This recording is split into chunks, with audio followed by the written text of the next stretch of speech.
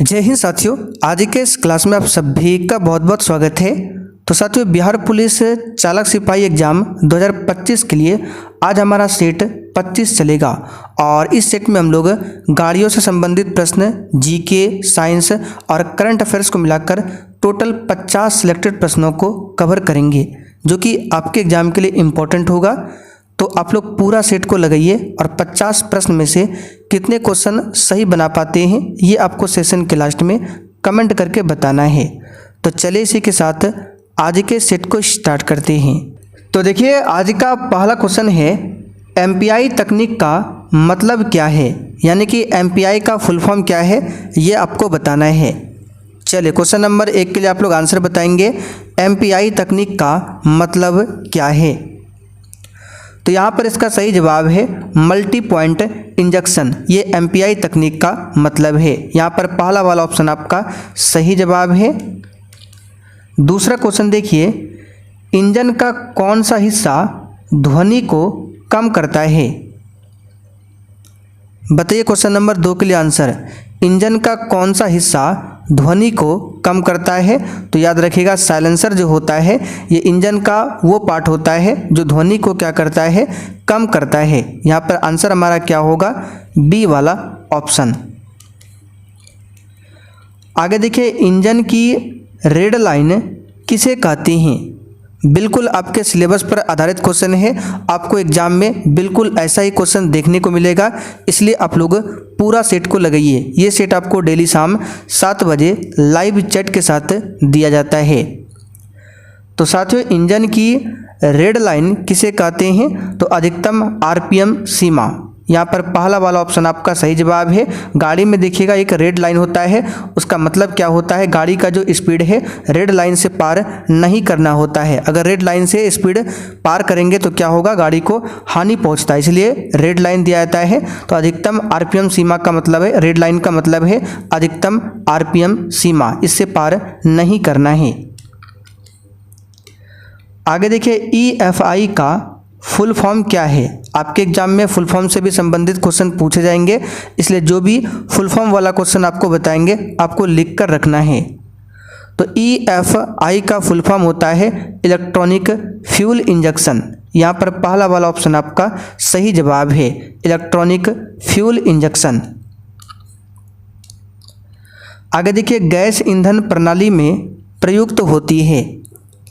आगे अभी इस प्रैक्टिस सेट में जीके, साइंस और करंट अफेयर्स के प्रश्नों को भी कवर करेंगे।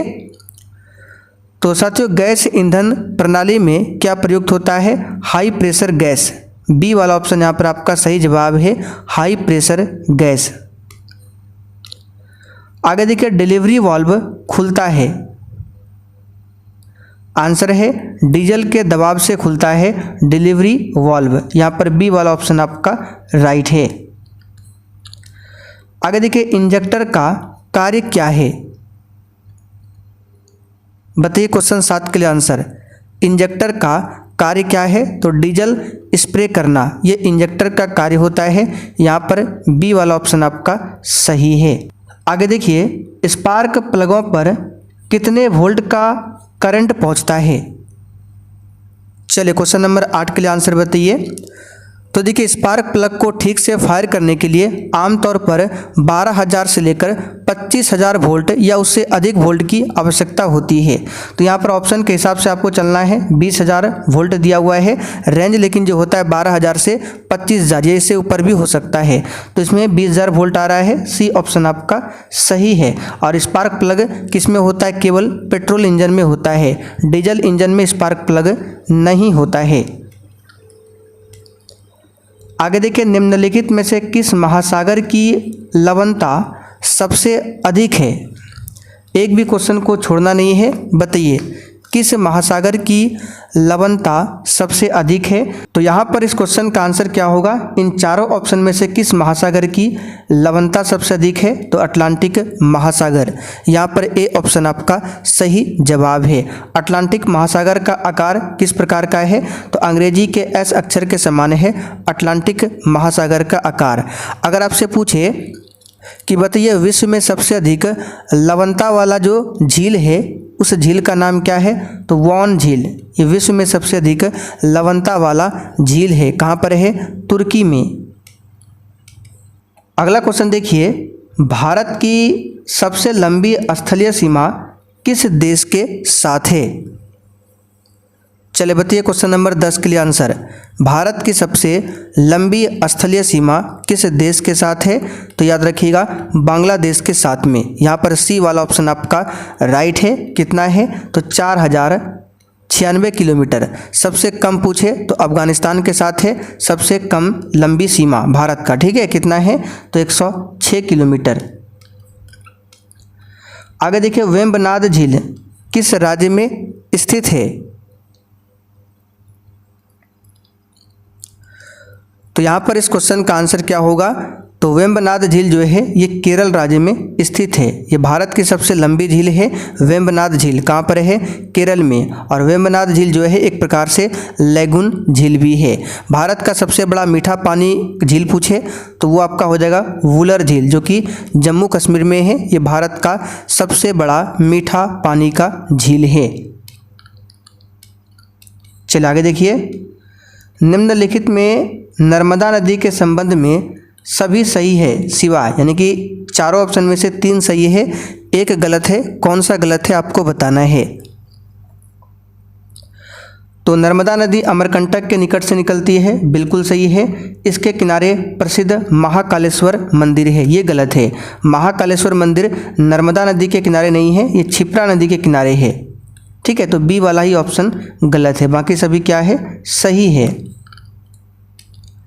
भारत में सबसे अधिक कॉफ़ी उत्पन्न करने वाला राज्य कौन सा है? आंसर है कर्नाटका सबसे अधिक कॉफ़ी का उत्पादन करता है। विश्व में सबसे अधिक कॉफ़ी का उत्पादन कौन करता है? तो ब्राज़ील करता है। कौन करता है? ब्राज़ील। अच्छा, कॉफ़ी का वैज्ञानिक नाम पूछे तो क्या होता है? Coffea arabica. यहाँ पर लिख देते हैं कॉफिया अरेबिका, ये कॉफ़ी का वैज्ञानिक नाम है। और कॉफ़ी में कौन सा रसायन पाया जाता है?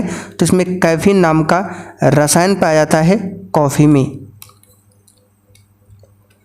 आगे देखिए, निम्नलिखित में से किस प्रकार के वन भारत में सर्वाधिक विद्यमान है? तो इसका सही जवाब है उष्णकटिबंधीय शुष्क पतझड़ वन। ये भारत में सबसे अधिक पाए जाते हैं। सी वाला ऑप्शन यहाँ पर आपका सही जवाब है, ध्यान रखिएगा। आगे देखिए, निम्न संविधान संशोधनों में से किस एक के अंतर्गत दिल्ली को नेशनल कैपिटल क्षेत्र बना दिया? तो किस संशोधन के तहत दिल्ली को राष्ट्रीय राजधानी क्षेत्र का दर्जा दिया गया? तो ये है 69वां संविधान संशोधन, जो कि 1991 में हुआ था। इसी के अंतर्गत दिल्ली को नेशनल कैपिटल क्षेत्र बनाया था। आगे देखिए, निम्नलिखित में से किसने 13 दिसंबर 1946 को संविधान सभा में उद्देश्य संकल्प प्रस्तावित किया था, जो भारत के संविधान की उद्देशिका का आधार बना? तो ये क्वेश्चन हम आपको कई बार बता चुके हैं। संविधान सभा का जो तीसरा बैठक हुआ था 13 दिसंबर 1946 को, इसमें पंडित जवाहरलाल नेहरू ने प्रस्ताव प्रस्तुत किया था उद्देशिका का। तो आंसर क्या होगा? पंडित जवाहरलाल नेहरू। आगे देखिए, जर्मनी के वाइमर संविधान से निम्नलिखित में से कौन सा लक्षण भारतीय संविधान में लिया गया है? तो जर्मनी के संविधान से क्या लिया गया है? तो यहाँ पर इसका सही जवाब है राष्ट्रपति आपातकाल के दौरान मौलिक अधिकारों का निलंबन संबंधी प्रावधान। ये जर्मनी के संविधान से लिया गया, यानी कि आपातकाल जो है जर्मनी के संविधान से लिया गया है। डी वाला ऑप्शन यहाँ पर आपका सही जवाब है। गंडक नदी को नेपाल में किस नाम से जाना जाता है? तो साथियों, गंडक नदी को नेपाल में नारायणी नदी के नाम से जाना जाता है। यहाँ पर ए ऑप्शन आपका सही जवाब है। चलिए आगे देखिए, G77 की स्थापना कब की गई थी? तो G77 की स्थापना 1964 में किया गया था। बी वाला ऑप्शन यहाँ पर आपका सही जवाब है। G20 की स्थापना पूछे कब किया गया था, तो 1999 में। कब? 1999 में। इको मार्क किसी उत्पाद पर दिए गए इस प्रमाणन का चिन्ह होता है कि वह उत्पाद, बताइए क्या है? तो इको मार्क पर्यावरणीय दृष्टि से अनुकूल वस्तु के लिए दिया जाता है। यहाँ पर बी ऑप्शन आपका सही जवाब है। चलिए आगे देखते हैं क्वेश्चन नंबर 21। कृषि उपज के लिए न्यूनतम समर्थन मूल्य की घोषणा की जाती है, यानी कृषि उपज के लिए जो न्यूनतम समर्थन मूल्य की घोषणा है किसके द्वारा की जाती है, आपको बताना है।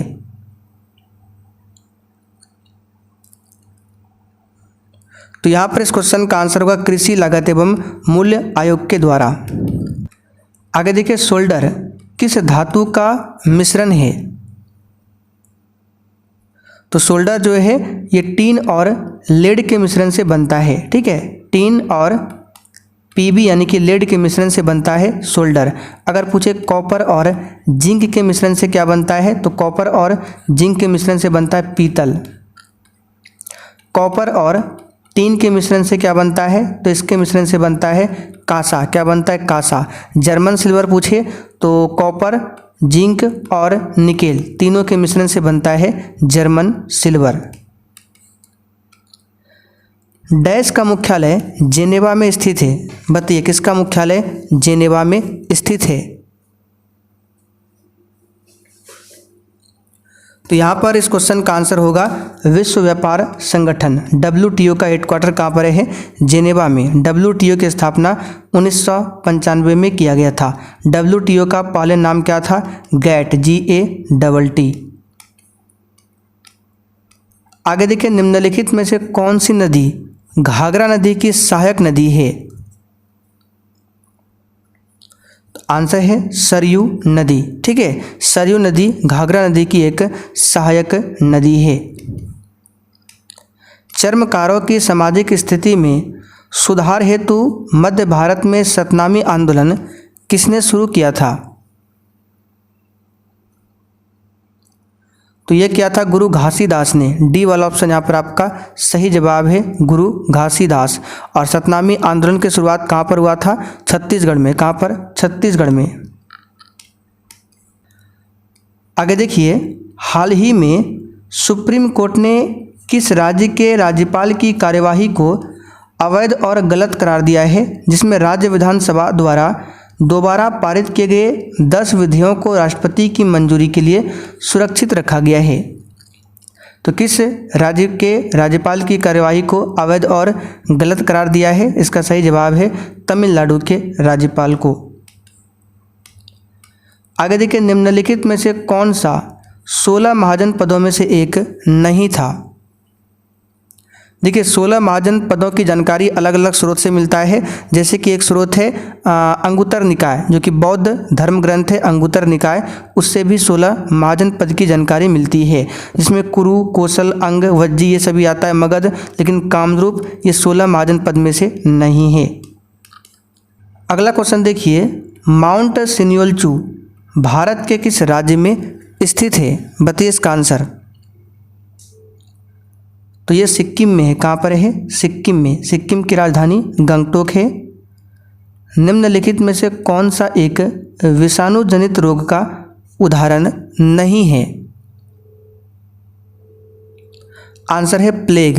प्लेग एक संक्रामक रोग है जो जानवरों और मनुष्यों को प्रभावित करता है। ये विषाणु जनित रोग नहीं है। अश्वघोष निम्न में से किस राजा के दरबारी कवि थे? आंसर है कुषाण वंश का सबसे प्रतापी शासक कनिष्क के दरबारी कवि थे अश्वघोष। हर्षवर्धन के दरबारी कवि कौन थे पूछा जाता है, तो याद रखिएगा बाणभट्ट। बाणभट्ट हर्षवर्धन के दरबारी कवि थे। समुद्रगुप्त के दरबारी कवि कौन थे? हरिसेन। ये भी आपको ध्यान रख के चलना है। निम्न में से कौन सा बांध कावेरी नदी पर नहीं बना है? बताइए। आंसर है मैथन बांध। ये झारखंड में बराकर नदी पर बनाया गया है। भारत के निम्नलिखित में से किस राज्य में ब्लैक होल स्मारक स्थित है? तो ब्लैक होल स्मारक ये कहाँ पर है? पश्चिम बंगाल की राजधानी कलकत्ता में। यहाँ पर ए ऑप्शन आपका सही जवाब है। निम्नलिखित में से कौन सा लोक नृत्य झारखंड राज्य की जनजातियों से संबंधित है? तो यह है मुंडारी नृत्य। कौन सा नृत्य है? मुंडारी नृत्य। आगे देखिए, भारतीय संविधान की चौथी अनुसूची में इनमें से किससे संबंधित विषय वस्तु निहित है? आंसर है राज्यसभा में सीटों के आवंटन से संबंधित है चौथी अनुसूची। यहाँ पर ए वाला ऑप्शन आपका सही है। नालंदा अंतर्राष्ट्रीय विश्वविद्यालय का पहला कुलपति किसे नियुक्त किया गया? तो साथियों, अगस्त 2008 में बिहार सरकार द्वारा पूर्व राष्ट्रपति एपीजे अब्दुल कलाम को नालंदा अंतर्राष्ट्रीय विश्वविद्यालय का प्रथम विजिटर के रूप में नियुक्त किया गया। किसे? एपीजे अब्दुल कलाम को। मूल भारतीय संविधान को हस्तलिखित किसने किया था? जो भारतीय संविधान है इसको हाथ से किसने लिखा था? तो आंसर है प्रेम बिहारी नारायण रायजादा। डी वाला ऑप्शन यहाँ पर आपका राइट है। 1977 में बंगाल सरकार ने कोलकाता मैदान में एक महिला स्वतंत्रता सेनानी को समर्पित इस पार्क की पहली प्रतिमा स्थापित की। उस महिला का नाम क्या था? आंसर है मातंगिनी हाजरा। ए ऑप्शन यहाँ पर आपका सही है। Salal hydro electric power station निम्नलिखित में से किस नदी पर बनाया गया है? और जिन्होंने अभी तक सेशन को लाइक नहीं किया है, फटाफट से आप लोग सेशन को लाइक करते चलिए। इसका आंसर है चिनाब नदी पर बनाया गया है। कोसी नदी को बिहार का शोक कहा जाता है। आगे देखिए, किस राज्य के रिंडिया सिल्क और खासी हैंडलूम उत्पादों को जीआई टैग दिया गया है? तो रिंडिया सिल्क और खासी हैंडलूम उत्पादों को जीआई टैग दिया गया है कौन सा राज्य में? तो यहाँ पर सही जवाब है मेघालय। डी ऑप्शन राइट है। चलिए, यहाँ पर एसएलआर का फुल फॉर्म आपको बताना है क्या है। तो इसका आंसर है स्टेटरी लिक्विडिटी रेशियो। ठीक है, स्टेटरी लिक्विडिटी रेशियो ये एसएलआर का फुल फॉर्म है। वर्ष में अपनाए गए भारतीय राष्ट्रीय कांग्रेस के तिरंगे झंडे के केंद्र में एक चरखा रखा गया था। बताइए किस वर्ष में? इसका आंसर है 1931। झंडे पर अंतिम प्रस्ताव 1931 में कराची में कांग्रेस कमेटी की बैठक में पारित हुआ था। उस समय झंडा का जो डिजाइन है उसमें बीच में क्या था? तो ये था तिरंगा झंडे के बीच में चरखा। और झंडा का डिजाइन किसने तैयार किया था? पिंगली वेंकैया। किसने? पिंगली वेंकैया ने। निम्नलिखित में से किस कीट में लूसीफेरिन नामक वर्णक होता है? देखिए, लूसीफेरिन जो है एक प्रकाश उत्सर्जक यौगिक है। ठीक है, और ये पाया था जुगनू में, जो लाइट करता है, आपने देखा होगा रात में। पट्टचित्र चित्रकला शैली किस राज्य का लोकप्रिय कला रूप है? तो ये उड़ीसा का लोकप्रिय कला रूप है पट्टचित्र चित्रकला शैली। आगे देखिए, किस वर्ष भारत ने खोजपूर्ण खनन के लिए अंतर्राष्ट्रीय समुद्री प्राधिकरण के साथ एक समझौते पर हस्ताक्षर किए?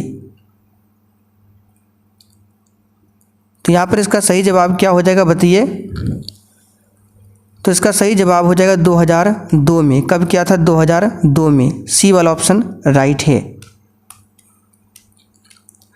ओलांटा हुमाला को मनी लॉन्ड्रिंग मामले में 15 साल की जेल की सजा सुनाई गई। वह किस देश के राष्ट्रपति है? बताइए इसका आंसर क्या होगा?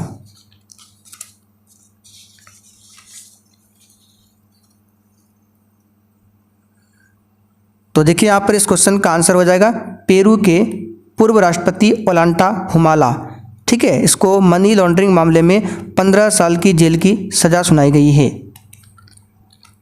मानव शरीर की त्वचा की बाह्य परत के लिए निम्नलिखित में से किस शब्द का उपयोग किया जाता है? इसका आंसर है एपिडर्मिस, सी वाला ऑप्शन आपका राइट है। निम्नलिखित में से कौन सा हवाई अड्डा अंतर्राष्ट्रीय उड़ानों पर यात्रियों के लिए ई बोर्डिंग सुविधा शुरू करने वाला पहला भारतीय हवाई अड्डा बना है? तो ये है आपका हैदराबाद अंतर्राष्ट्रीय हवाई अड्डा, GMR हैदराबाद अंतर्राष्ट्रीय हवाई अड्डा। साहित्य अकादमी पुरस्कार किस वर्ष में शुरू किया गया था? तो साहित्य अकादमी पुरस्कार की शुरुआत 1954 से किया गया है, डी ऑप्शन राइट है। निम्नलिखित में से कौन भारत का सबसे ऊंचा बांध है? इसमें से बताना है। तो यहाँ पर इसका सही जवाब है टिहरी बांध, जो कि उत्तराखंड में है, भारत का सबसे ऊंचा बांध है। ठीक है, तो डी सी वाला ऑप्शन आपका राइट है। निम्नलिखित में से कौन सा प्राचीन भारत में इलंगो द्वारा रचित एक प्रसिद्ध तमिल महाकाव्य है? तो यह शिल्पाधिकारम, पहला वाला ऑप्शन आपका राइट है। तो साथियों, आज का सेट आपका यहीं पर कंप्लीट होता है। अब आप लोग कमेंट करके बताइए आपने आज के सेट में कितने क्वेश्चन सही किए हैं।